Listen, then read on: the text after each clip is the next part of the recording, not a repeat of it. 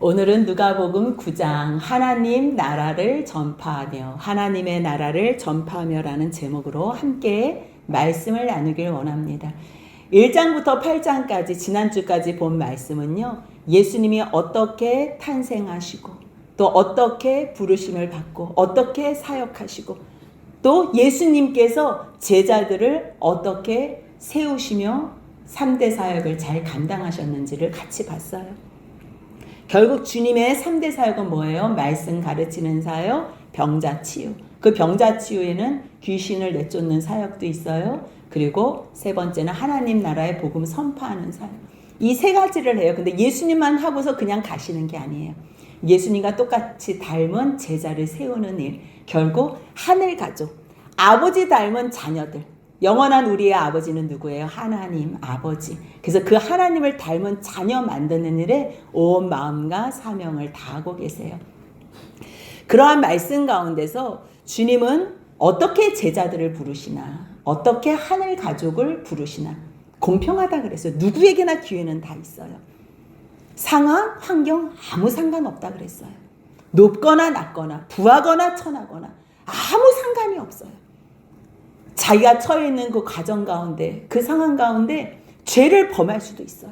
주님 만나기 전까지 우리는 다 죄덩어리라 그게 그냥 크고 작고일 뿐이지 우리는 단 한 가지의 죄를 지어도 하나님 나라에는 불합격이에요. 그렇기 때문에 거룩한 사람이 돼야 되는데 누가 거룩해요? 이 땅에 모두가 다 죄인인데 주님 만난 다음에 그 말씀을 들은 다음에 누가 그 말씀에 아멘으로 화답하는, 누가 내 심령 가운데 정직하게 그 말씀을 받아서 내가 죄인이라는 것을 고백하나. 그래서 그 고백하면서 회개로 나아가면 주님의 가족이 되는 거예요. 하늘 가족이 되는 거예요. 때로는 내가 하나님의 가족인 줄 알고 막 가요. 주님 앞에 순종도 해요. 감사도 있어요. 근데 순종했는데 어려움을 당한다니까요. 여러분들 교회 나가기 전보다 교회 나오면 갑자기 생각지 않은 어려움이 있어요. 근데 문제되지 않아요. 우리가 순종 안 하고 편안하게 사는 게 그게 문제. 왜? 그러다가 그냥 지옥 가는 거거든요. 편안한 게 될 수가 없어요. 하지만 주님의 백성들 모두를 다 주님께서는 기회를 주세요. 부르세요. 그때 반응하는 사람들은요. 순종하며 나가요.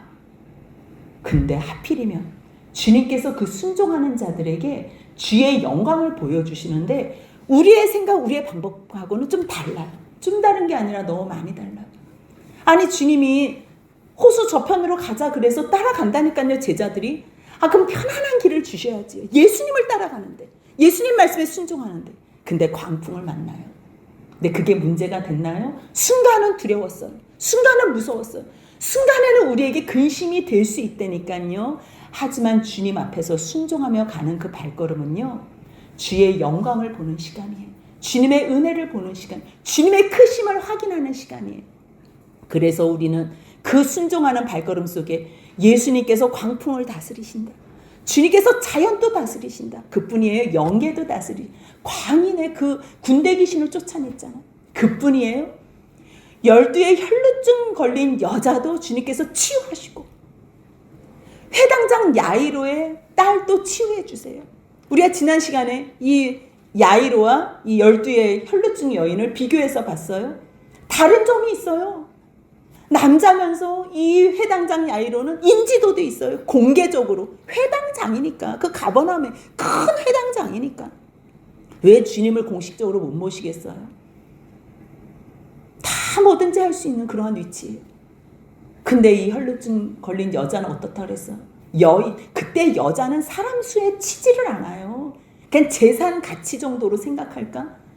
근데 여자면서 부정해요. 혈루증을 걸렸기 때문에 사람 앞에 나올 수가 없는 여자예요. 그러기 때문에 더 예수님 앞에 선다? 아이고 상상도 못할 일이지. 뒤에서 은밀하게 만져. 정말 다른 점이지요. 근데 그 가운데 똑같은 점이 있어요. 둘 다 12살 된 딸로 인한 고통으로 12해 동안 혈루증으로 앓던 고통으로 예수님 앞에 나간다는 거. 이 같은 점, 이 공통. 상황은 다 다를 수 있지만 주님 앞에 나온다는 그 한 가지. 그거면요. 무조건 일이 다 해결돼. 무조건. 100%. 상황은 똑같은데 그 똑같은 상황에서도 누구에게는 그것이 걸림돌이 될 수 있고 누구에게는 그것이 기회가 될 수 있어. 야이로는 어땠어요?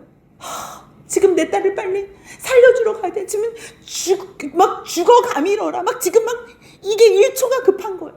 근데 많은 군중들이 방해가 되지요. 방해가. 근데 이 혈루증 앓는 여인은 어땠어요? 몰래 해야 되기 때문에 예수님만 만지고 도망갈 생각을 했어요. 그렇기 때문에 이 여자한테는 기회가 됐어요. 네, 물론 낫기도 했어요. 그렇게 해서. 근데 자기의 기회가 기회라고 됐나요? 아니지요. 혈루증 걸린 여자는 거기서 다 드러났어. 자기가 왜 이렇게 했는지 그 모든 과정까지도 다 이야기할 수밖에 없었어. 야이로는 어땠어요? 정말 답답하고 이 급한 마음, 이 낙심한, 죽었다는 소식까지 들었을 때는 정말 답이 없다니까요. 하지만 뭐라고 말씀하세요? 주님께서 두려워하지 말고 믿기만 하라. 그리하면 딸이 구원을 얻으리라 하시고, 5장부터 지금 8장까지 나눴던 말씀이 다 똑같은 말씀이에요. 주님께서 어떻게 제자를 부르시고 어떻게 하늘 가족을 만드세요? 이 세상에는 다 죄로 말미암아 두려워할 수밖에 없어요. 모든 사람들이 다 하나님께서 주신 그 환경에 의해서 모든 모습이 다 달라요. 하지만 똑같은 게 뭐냐면 죄로 인해서 모두가 다 두려움에 떨어요. 근데 주님이 뭐라고 선포해요? 두려워하지 마. 상황, 환경 중요하지 않아. 하나님의 행하시는 선한 일을 믿기만 하면 너희들은 구원까지 받아. 뭐가 문제? 그 말씀을 하신 후에 이제 8장까지는 예수님의 사역이 이제 다 드러내셨어요. 어떻게 사역을 하시나? 그렇다면 9장부터는요, 예수님의 그 사역이 제자들에게 전수되는 과정을 보여주세요. 9장 1절 2절 같이 한번 읽습니다. 예수께서 12 제자를 불러 모으사 모든 귀신을 제어하며 병을 고치는 능력과 권위를 주시고 하나님의 나라를 전파하며 앓는 자를 고치게 하려고 내보내시며. 예수님께서 12 제자를 부르셨대요. 결론은 뭐예요? 왜 부르셨어요? 보내시려고. 우리를 지으셨어요. 그리고 우리를 부르셨어요. 그리고 다시 우리를 주님이 뜻하시는 곳에 보내세요. 왜요? 하늘 가족 만드시려고. 똑같아요. 주님께서 제자를 삼는 이 모든 내용도요, 부르신 후에 보내세요. 근데 그냥 보내지 않아요.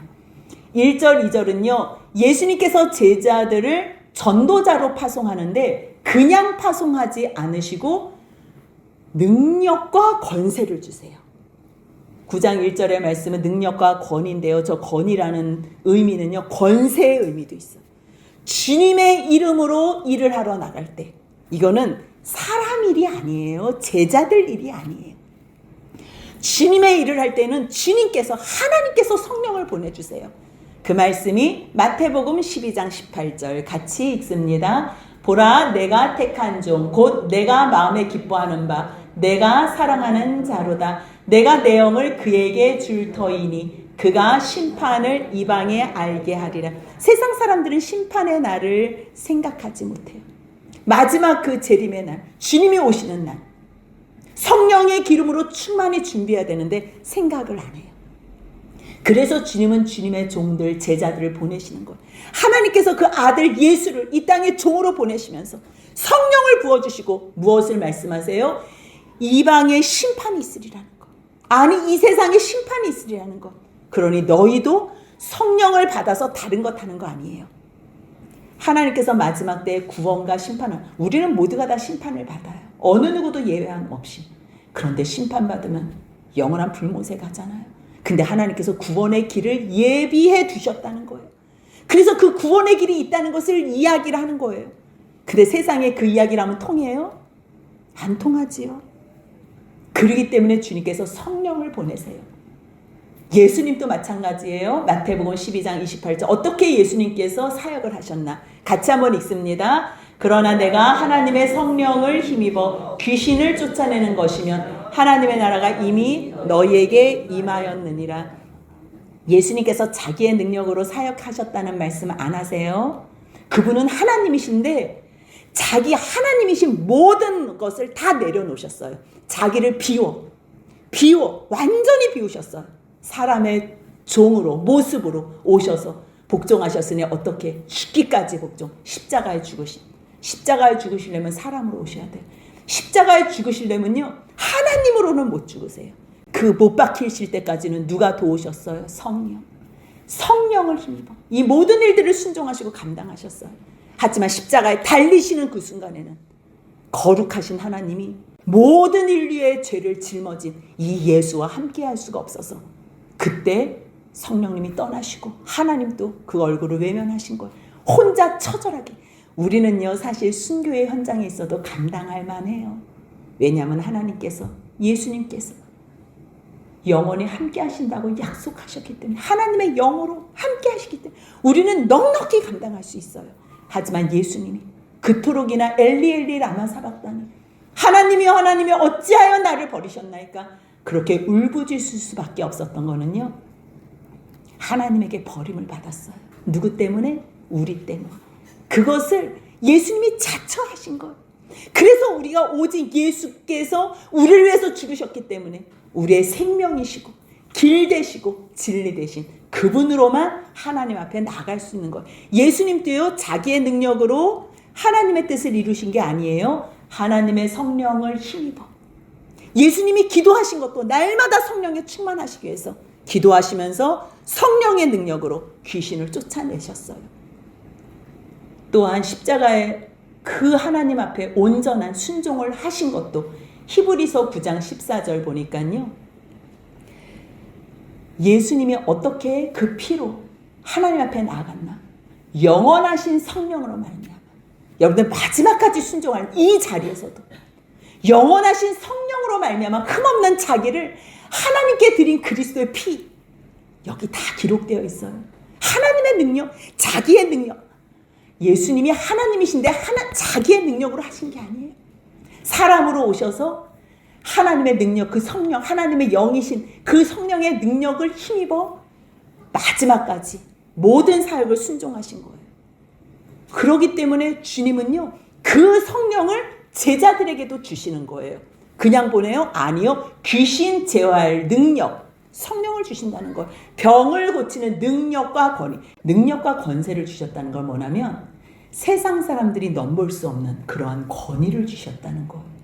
이거는 하나님의 종에게 부어주시는 은혜예요. 세상의 학벌, 세상의 어떠한 부귀영화 이것으로 주님의 일은 하는 게 아니에요. 완전히 차원이 다른 하나님의 것으로, 위의 것으로. 그래서 주님이 주실 때 이 제자들을 그냥 보내셔? 아니요. 주님은 책임져 주세요. 제자들을 보내실 때도 예수님은 책임져 주세요. 어떻게 해요? 모든 능력과 권세, 권위 다 주세요. 근데 그것이 목적이 아니죠. 병치유 귀신 이게 목적이 아니지요. 하나님의 나라를 전파하기 위해서, 하나님의 복음을 증거하기 위해서. 그래서 병치유도 있는 거고 귀신도 쫓아내는 거예요. 오직 복음. 그렇다면 예수님도 이 사역을 감당하셨어요. 말씀 가르치는 사역, 병치유 사역, 하나님 나라 복음 전파하는 사역. 그래서 제자들을 세웠어요. 그러면 제자들도 똑같이 어떻게 해야 돼요? 주님 닮으면 되는 거예요. 제자가 온전하게 된다는 거는 선생과 같이 될 때, 그 선생과 똑같을 때 온전하게 되는 거예요. 그 말씀이 누가복음 6장 40절 같이 한번 읽겠습니다. 제자가 그 선생보다 높지 못하나 무릇 온전하게 된 자는 그 선생과 같으리라. 그래서 예수님께서 요한복음 14장에 뭐라 그러세요? 너희에게 성령이 임하면 너희는 나와 같은 일을 할 뿐만 아니라 나보다 더 큰 일을 한대잖아. 더 큰 일. 그게 어떤 일이에요? 참아주는 일이에요. 오랜 예수님은 33년 동안 그 일을 하셨다면 만약에 주님께서 이 땅에 오래 남겨두는 사람은 사도 요한 같은 사람은 90을 넘었잖아요.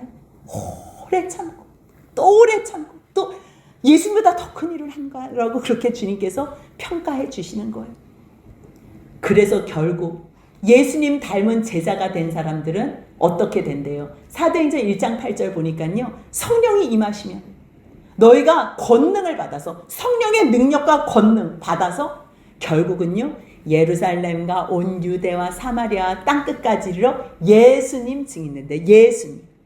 그래서 주님께서는요 자기가 하셨던 모든 일들을 제자에게 그대로 행하게 하시는 거예요. 그래서 우리가 사도행전 보면 이렇게 안디옥 교회에서 선교 파송을 하잖아요. 거기서 제일 훌륭한 목사님 두 분, 바나바와 사울이 이제 그 다음에는 이제 바울이 되지요. 그렇게 바나바와 사울을 세우는 거예요.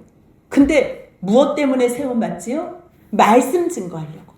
성령께서 시키시는 일. 우리들은요 무슨 뭐 선교 간다, 뭐 내가 뭐 사역한다, 목회한다. 자기 일 아니에요. 자기 일처럼 하는 사람, 자기가 자기 걸로 하는 사람은요 늘 문제가 생겨요. 자기가 드러나고 자기가 영광을 받아요. 근데 성령께서 시키시고 성령께서 주신 능력으로 성령의 그 안에서 감당하는 사람들은요 오직 주와 복음과 교회만을 위해서 충성하는 거예요. 사도행전 13장 2절도 마찬가지예요. 주를 섬겨 금식기도 하면서 결국은 성령의 음성을 들어요. 어떤 음성? 내가 불러 시키는 일을 위하여 바나바와 사울을 따로 세워라.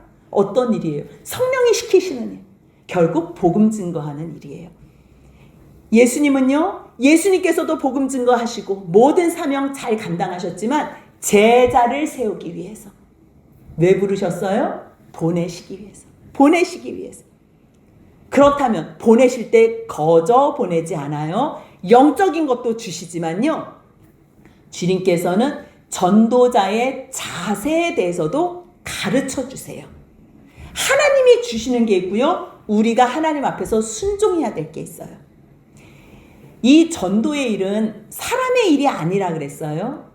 하나님이 시키신 일이에요. 성령께서 시키신 일. 그러면 내 걸로 하는 게 아니에요. 여러분들 내 걸로 하다 보면 사단이 나요. 유세스러워요. 시끄러워요. 성령께서 시키시는 일은 다 성령 걸로 하는 거예요. 그래서 우리는 이해할 수 없는 그러한 말씀을 하세요. 3절부터 5절은요. 전도자의 자세에 대한 가르침인데 여행을 위한 전도 여행이에요. 아무것도 가지지만 아니 어떻게 아무것도 가지지 않아. 너무 많이 걸으면 힘들어서 지팡이도 필요하고 음식도 필요하고 아니 옷도 필요하고 다 필요한데 근데 주님은 뭘 말씀하시고 싶으시냐면요. 너희가 지금 나의 일을 하잖아. 성령이 시키시는 하나님의 일을 하잖아. 그러면 하나님이 책임져 주신다. 하나님이 보내시잖아요. 여러분들 내가 내 힘으로 하려면 하다가 힘들고 하다가 짜증나고 하다가 낙심되고 하다가 쓰러져요. 근데 성령께서 시키시는 일을 성령의 도우심으로 하시지요.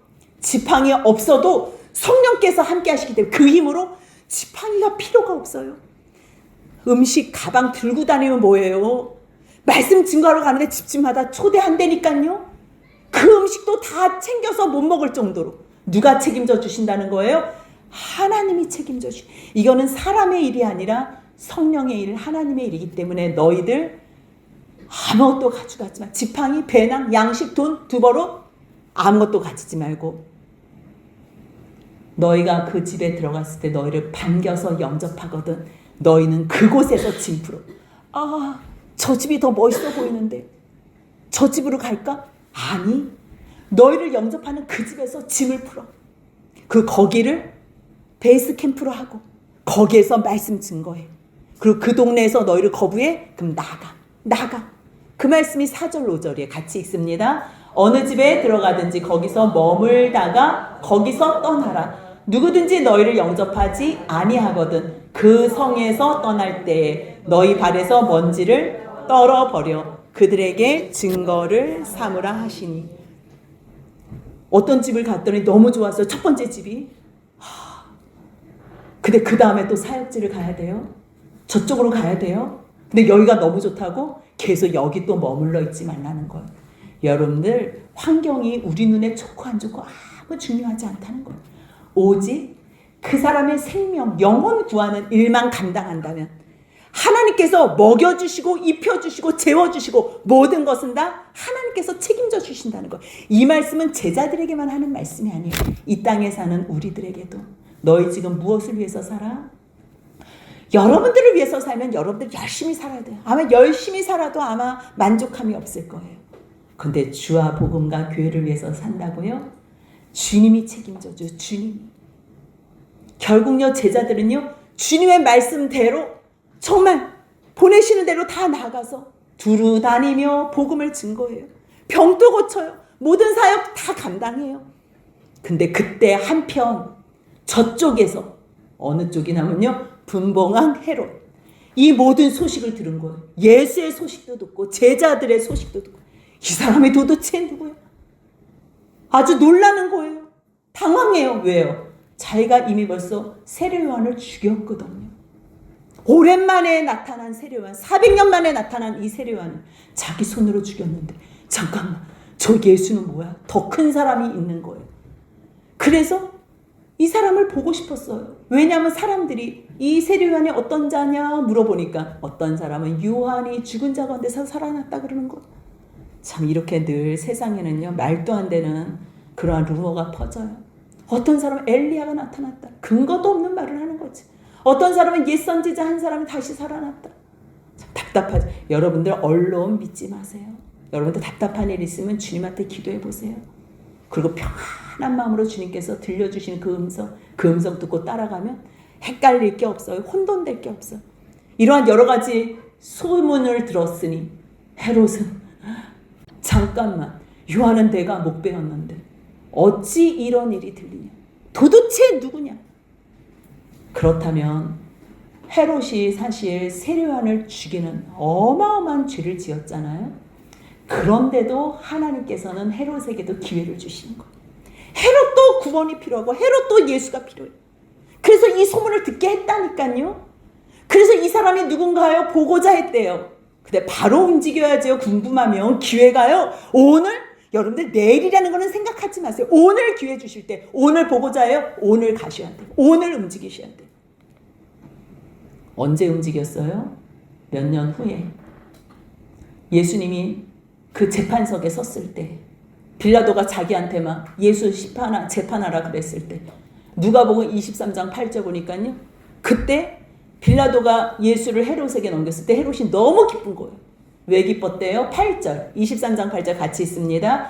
헤롯이 예수를 보고 매우 기뻐하니 이는 그의 소문을 들었으므로 보고자 한지 오래였고 또한 무엇이나 이적 행하심을 볼까 바랐던 연고로라.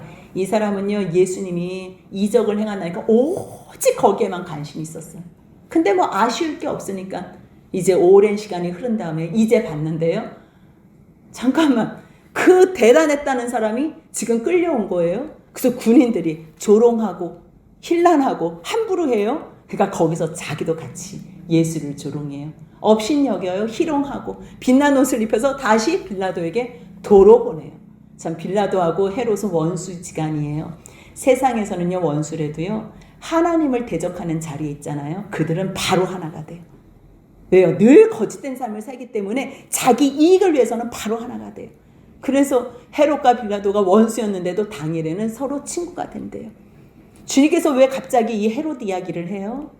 하나님은요 헤롯에게도 예수님을 만날 기회를 주신다는 거예요. 근데 그거를 무시하면 아무것도 아니에요. 왕이면 뭐예요? 영원히 지옥에서 고통 가운데 살 텐데.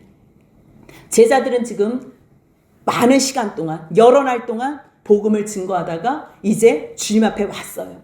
그래서 10절부터 11절까지는 돌아온 그 제자들을 데리고 벳세다로 나가는 길이에요. 제자들이 돌아와서 얼마나 기뻤어요. 예수님 우리가 귀신도 쫓아냈어요. 우리가 막 병치유됐어요. 예수님이 하셨던 거 우리도 막 했어요. 막 너무 기쁜 거지요. 근데 주님은요 너희가 그것만 아니라 그 한 사람 한 사람 그 사람들의 모든 것까지 책임져. 주님은 그거를 또 한 단계를 더 높은 그 단계를 가르쳐주고 싶은 거예요. 그래서 너희 지금 사역 감당했어? 귀신도 쫓아내고 병치유도 했어? 복음 전파도 했어? 그렇다면 이번에는 벳세다로 가자 이러는 거예요. 벳세다. 그 벳세다로 가는데 얼마나 많은 무리가 또 소문 듣고 따라왔는지. 근데 예수님께서요 그 따라온 사람들을 다 영접해요. 다 영접해요. 그 크신 분이 그 백성들을 한 사람 한 사람을 다 영접해요. 그리고 그들에게 생명의 말씀 하나님 나라의 일을 말씀하세요. 얼마나 행복했겠어요. 근데 그들의 귀는요, 하나님 나라에는 관심이 없고 이 땅에서 자기들이 잘 먹고 잘 살고 싶으니까 병 고쳐주세요, 병 고쳐주세요. 그런데도 예수님하고 있으니 얼마나 위로가 됐겠어요. 근데 며칠을 지냈어요. 많은 시간이 지났어요. 배가 고파요. 날이 어두웠어요. 그러니까 12 제자들이 얼마나 머리가 빨리 돌겠어요. 예수님, 저 사람들이 빨리 보내야 되겠어요. 지금 너무 배가 고파서 기진하다가 괜히 여기서 쓰러지면 복잡해져요. 빨리 마을에 보내서 저 사람들 먹게 해줘요. 여기 지금 빈들이라서 아무것도 없어요. 근데 지금 누구 쫓아왔어요? 예수님 쫓아왔어요. 여러분들 예수님 쫓아가면 무조건 거기에는 생명이 있어요. 해결이 있고 답이 있어요. 예수님 뭐라 그러세요? 너희가 먹을 것을 주려. 아니 무슨 말씀하세요 지금. 이 사람들은 어떻게 먹여요? 근데 주님은 지금 뭘 가르쳐 주시고 싶으냐면요. 너희들 그 능력 충분히 있어. 너희들이 지금 하나님 말씀 안에 거하지 않아서 지금 성령으로 충만치 않아서 너희가 못하는 거지. 왜냐하면 열왕기하 4장 42절을 보면요. 엘리사가 나와요. 엘리사. 이때도 무슨 사건이 있었냐면 한 사람이 이 엘리사 선지자에게 너무 고마워서 보리떡 20개를 가지고 나와요. 그리고 이렇게 채소를 자루에 담아가지고 이렇게 가지고 나와요. 그래서 하나님의 사람이 엘리사한테 드려요. 근데 엘리사가 뭐라 그러냐면 그 사환들에게 이걸 나눠서 먹게 하라. 근데 그때 사람들이 몇 명이었냐면 장정이 100명이었어요. 여러분들 장정이 100명인데 보리떡 20개로 그게 되겠어요? 그러니까 그 사환이 아니 어찌 이 100명에게 주겠습니까? 엘리사가 그냥 줘라. 하나님이 먹이라고 말씀하셨다. 엘리사가 자기 생각 얘기하는 거 아니에요. 엘리사도 하나님이 여호와의 말씀이 그들이 먹고 남으리라 하셨기 때문에 그 음성을 들었기 때문에 말씀을 선포한 거예요. 그래서 실질적으로요. 그 사원이 100명에게 나눠줬더니 열왕기하 4장 44절 같이 있습니다. 그가 그들 앞에 주었더니 여호와께서 말씀하신 대로 먹고 남았더라. 이 사람들이 이 역사 사역 다 알 거예요. 말씀을 읽으니까. 왜 모르겠어요? 그러니까 주님이 그거는 그때만 있는 일이 아니고 지금도 너희 가운데 역사할 수 있어. 그래서 너희가 먹을 것을 주라. 근데요. 원래 우리에게 이 복이 있었잖아요. 원래. 창세기 1장 28절에서 원래 하나님께서 우리에게 복을 주셨어요. 어떤 복? 생육하고 번성하고 땅에 충만하고 땅을 정복하고 이 모든 생물을 다스리는. 원래 우리에게 말씀만 선포하면 이 모든 것이 다스릴 수 있도록 정복할 수 있는 복을 주셨어요. 근데 그거를 죄로 잃은 거지요.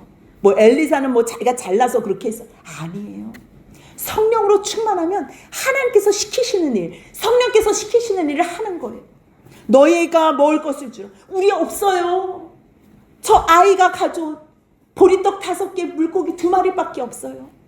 이걸로 어떻게 먹여요? 이 많은 사람들을. 남자만 5천이에요. 그러면 여자들과 아이들까지 합쳐서 같이 온다 그래봐요. 어제도 여의도 불꽃축제를 했대요. 그 불꽃축제 하는데 100만 명이 모였대요.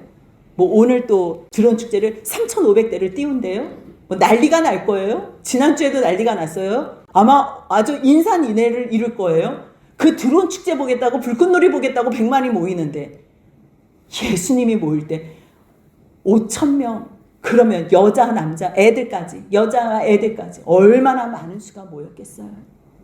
근데 예수님이요 이제 보여주고 싶은 거예요. 성령으로만 충만하면 어떠한 일이 있는지. 50명씩 다 앉혀. 50명씩. 거기가 뭐 넓은 들이었으니까 뭐 마음껏 앉힐 수 있었겠지. 제자들이 정말 순종하여 다 앉혔어요. 그때 예수님께서 어떻게 하세요? 떡 5개와 물고기 2마리를 가지고 축사하세요. 하늘을 향하여 축복하세요. 축복은요 사실 히브리어 단어로 바라크예요. 바라크. 복이 하나님께로부터 와요. 그래서 하나님께서 우리에게 바라크를 하실 때는 복을 내리세요. 우리가 우리에게 서로 바라크를 할 때는 축복, 복을 빌어주는 거예요. 근데 우리가 하나님한테 바라크를 할 때는 송축하는 거예요. 우리가 주님에게 복을 줄 필요가 없어. 복 자체니까 그 주님을 찬양하는 거예요. 근데 예수님은 지금 하나님 앞에 복을 빌어요.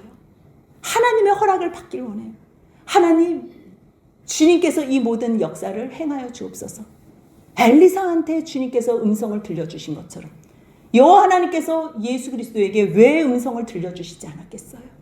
그래도 예수님은요, 정말 그 다음에 이것을 떼어 제자들에게 주어 예수님이 떼어주는 거예요. 얼마나 놀라겠어요. 여러분들, 물고기가 2마리밖에 안 된다니까 한 마리 넣으면 여기에 한 마리밖에 안 남아요. 근데 그 주님의 능력은 한 마리 떼고 주면 또 한 마리가 나오고 또 한 마리가 나오고 또 한 마리가, 이게 사람의 생각으로 가능하냐고요. 떡을 5개를 나눠주는데 이게 가능하냐고요. 놓으면 또 있고 주면 또 있고 주면 또 있고, 사람의 생각으로 할 수 없어요. 빛이 있으라 말씀하실 때 여러분들, 빛이 참, 이거 여러분들, 아니 드론 하나도 여러분들이 띄울 수 없잖아요. 사람이 지혜롭게 한 건데, 불꽃놀이를 사람이 만든 건데도 우리가 그 사람의 머리를 못 찾아가는데, 이 무지한 이 피조물이 창조주 하나님의 행하신 일을 우리가 그거를 이해한다고? 불가능한 거예요. 여러분들, 떼어 제자들에게 주어 우리에게 나눠, 어머 떼어줬는데 드세요, 또 생겼어. 드세요, 또 생겼어. 와, 다 먹었어요. 다 먹었어요. 먹고서 배까지 불러요. 남은 음식까지 있어요. 근데 주님께서는 그 남은 음식을 다 모으래요. 12제자, 너희 다 움직여. 그래서 남은 조각 12바구니에 걷어요. 주님이 주시는 은혜, 여러분들 풍성하다고 함부로 여기지 마세요. 함부로 낭비하지 마세요. 주님께서 주신 거 다 모아서 다시 그 은혜에 감사할 수 있어야 돼요. 오병이어의 기적뿐만 아니에요. 마태복음 15장 36절 이후에는요, 칠병이어의 기적도 있어요. 떡 7개야 생선이 몇 마리인지는 정확하게 나와 있지 않지만 거기에서도 이번에는 4,000명을 먹이세요. 근데 여기서는 데가볼리에서 이 이적을 행했대요. 무엇으로 알아요? 벳세다에서는요, 바구니가 남아요. 그치요? 근데 데가볼리에서는 광주리가 남아요. 이방인의 사용하는 물건이 광주리고요, 유대인들이 사용하는 물건이 바구니예요. 그래서 12바구니 그리고 7광주리. 주님이요, 오병이어와 이 7병이어의 기적을 다 베풀어 주셨다니까. 주님이 친히 말씀하시잖아요. 마태복음 16장 9절 10절에서 너희 왜 아직도 깨닫지 못하니? 너희 왜 아직도 믿지 못해? 내가 떡 5개로 5,000명을 먹이고 몇 바구니나 주었어? 내가 떡 7개로 4,000명을 먹이고서 몇 광줄이나 너희들이 이렇게 모았니? 왜 그걸 왜 기억하지 못하니?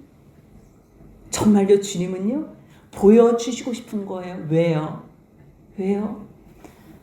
하나님께서 너에게 부탁하신 사람들은 영적인 건 그때의 병치료 이것뿐만 아니라 끝까지 책임져줘. 끝까지. 너에게 맡겨주는 그 상황까지는 끝까지 책임져줘. 저들이 배고파? 말로만 사랑 외치지 마.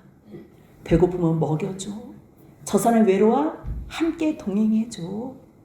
주님은 그거를 제자들에게 가르쳐주고 싶은 거예요. 결국요, 예수님이 자신이 하나님 앞에서 보내심을 받았어요. 그래서 그 보내심 받은 사명 다 감당했어요. 8장 1절 같이 읽습니다. 그 후에 예수께서 각 성과 마을에 두루 다니시며 하나님의 나라를 선포하시며 그 복음을 전하실세 12 제자가 함께 하였고, 똑같아요. 그 똑같이 받던 12 제자 주님의 보내심을 받아서 똑같이 9장 1절 2절 다시 한번 같이 읽습니다. 예수께서 12 제자를 불러 모으사 모든 귀신을 제어하며 병을 고치는 능력과 권위를 주시고 하나님의 나라를 전파하며 앓는 자를 고치게 하려고 내보내시며, 예수님 닮은 제자가 되는 거예요. 그래서 예수님께서 행하신 그 모든 3가지 사역, 결국 제자를 세우시며 그 제자들에게도 똑같은 사명을 감당하게 하세요. 그렇다면 주님께서 제자에게 부탁하신 그 사명, 또 하나님께서 예수를 보내신 사명, 교회에게 부탁하신 사명과 우리에게 부탁하신 사명은 어떻게 다를까요? 전혀 다르지 않아요. 다 똑같다는 거. 오늘도 이 말씀이 우리에게 주신 사명이라는 거 기억하시면서 주님께서 부탁하세요. 마태복음 28장 20절 같이 읽습니다. 내가 너희에게 분부한 모든 것을 가르쳐 지키게 하라. 볼지어다 내가 세상 끝날까지 너희와 항상 함께 있으리라 하시니라. 아멘. 여러분들, 주님의 그 모든 행적을 보셨어요? 제자들도 그 행적 따라서 그 거룩한 길을 가셨어요. 그렇다면 우리도 그 거룩한 길을 간 제자들처럼 우리도 제자가 되어 주님의 그 거룩한 길을 끝까지 따르면 돼요. 우리에게 약속해 주셨어요. 뭐라고요? 내가 너희와 끝날까지 영원히 함께하리라. 그 영원한 주님의 사랑 안에서 끝까지 순종하며 이 거룩한 길을 가시는 저와 여러분들 복된 삶이 되시길 주님의 이름으로 축복합니다. 아멘.